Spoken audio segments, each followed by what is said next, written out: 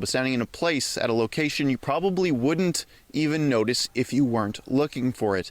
This is a COVID camp, one of the ones that the CBC doesn't want you to believe exists. In fact, article after article coming out of the CBC and every other mainstream media site, but particularly the CBC, who is running damage control for Justin Trudeau, they say that no sites like this, now they're not real, they don't exist.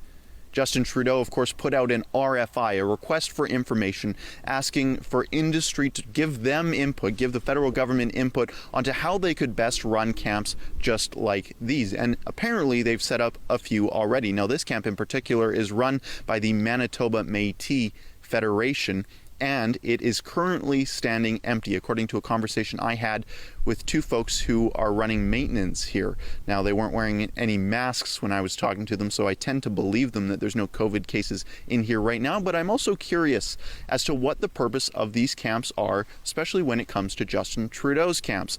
The RFI states that it's for health purposes and for dealing with the coronavirus pandemic, but it also says that people can be added to the roster of these camps' clientele for any other requirement that the federal government has.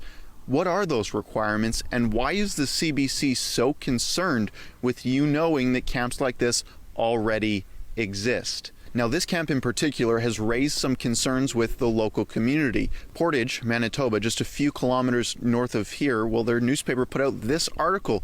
They were concerned about the ominous barbed wire that is around this facility. It's pretty ominous. Now, Justin Trudeau is furious about articles like that and stories like you're listening to right now. He doesn't want you to know what's going on. He doesn't want you to think at all.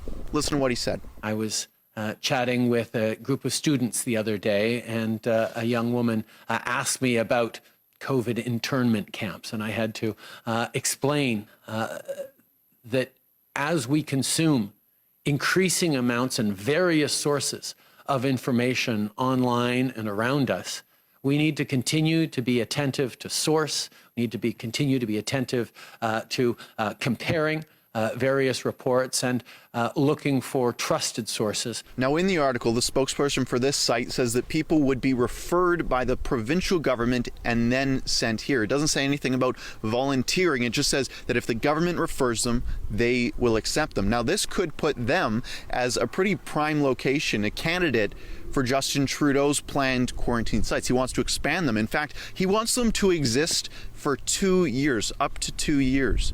So right now, here, south of Portage-La Prairie, at this isolated site, Justin Trudeau might send some federal agents to check it out soon. And maybe Justin Trudeau will end up adding this very camp to his roster of COVID camps where they send Canadians who meet certain government requirements, just like the RFI said.